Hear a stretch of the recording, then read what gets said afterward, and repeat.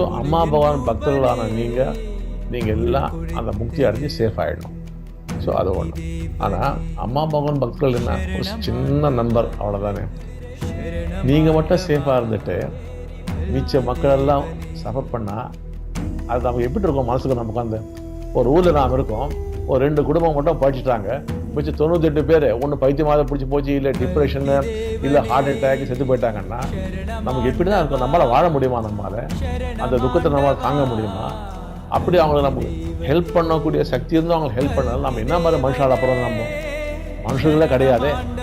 So இப்போ நாம் என்ன பண்ணுறோம்னா, உங்களுக்கு மட்டும் முக்தி கொடுக்கல, உங்களுக்கு அந்த முக்தி கொடுக்குற சக்தியும் கொடுக்குறோம்.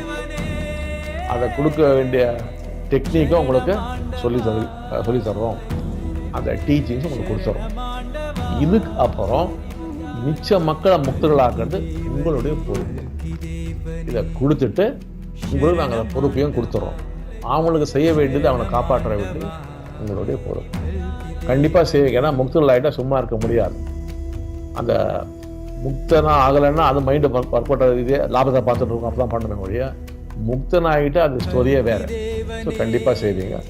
அப்படியும் சப்போஸ் நீங்கள் செய்யலைன்னு வச்சுட்டோம்னா நீங்கள் அப்புறம் இந்த மேல் உலகத்துக்கு வரும்போது கண்டிப்பாக நீங்கள் என்னை ஃபேஸ் பண்ணி ஆகணும். நானும் உங்களை பிரச்சனை பண்ணுறேன்.